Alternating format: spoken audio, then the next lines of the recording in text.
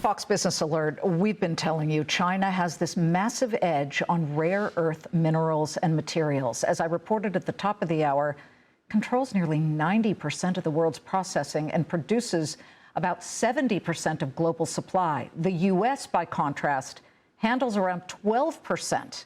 Beijing has shown it is more than willing to weaponize their dominance using export restrictions as a strategic trade lever against the West. Why does this matter? We don't just assume everybody knows what rare earth minerals are. Rare earth minerals are the building blocks of modern technology, essential for products ranging from high-performance drones to motors to robots, lasers, stealth aircraft, and submarines. Now, despite the name, rare earths are not exactly rare. There's 17 metals highlighted in red that are exceedingly difficult to extract and separate. That's what makes them rare. But one company, Aclara Resources, is looking to help the West fight back against China's death grip. Friday, alongside the governor of Louisiana, Jeff Landry, the Rare Earths Refining Company announced that it is building the first heavy rare earth separation facility in the U.S. This is a $277 million project in Lake Charles, Louisiana, and it'll be part of its mine-to-magnet strategy, connecting Aclara's iconic clay deposits in Brazil and Chile to this Louisiana plant. Aclara CEO Ramón Barúa Costa joins me now from Sao Paulo, Brazil, in a Fox Business exclusive. Welcome, Ramón. These plants and facilities take so much time to build. When will you break ground? Hi, Liz. Thank you very much for inviting me to your show. It's a pleasure. Look, you're right. No, these plants take quite a bit to build, but most importantly, they take a little bit to ramp up because they require a very specific chemical equilibrium. So we have started already to build a pilot plant at Virginia Tech. We have partnered with one of the best engineering universities in the U.S. in order to accomplish this complicated feat. But in the case of Louisiana, we're going to be breaking ground in the second half of next year. We have taken advantage of a LED certified site in Louisiana. That means that the permits are mostly taken care of. Wow. They have been pre-approved already by the government, so it allows us to move very, very quickly. The Louisiana state government has been very eager to get you here. And in fact, they provided about $46.5 million in tax incentives and grants.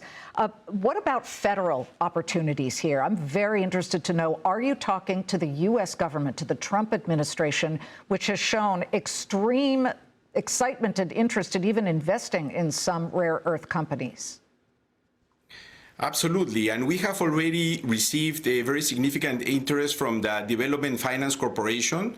It's a state-owned entity, and they have funded for Aclara already $5 million to take us to feasibility. That feasibility is going to be published in the first quarter of next year, and it has been structured in such a way that it allows them for priority to invest further in equity in Aclara going forward. So yes, the U.S. government is already, deploying capital in companies like ours. So let's just explain, because we never sit there and think that every single person understands the value and the importance of rare earths. But I remember when we had the Rivian CEO, the EV company CEO here, and he was very concerned because the magnets that come from these rare earths have to go in every single motor. They go in batteries. They are crucial for this kind of production. And therefore, when I look at exactly what you might be able to do for us, the claim is that Aclara could supply something like 75% of U.S. demand for the heavy rare earths. That would be dysprosium and terbium by 2028. I mean, can you confirm that?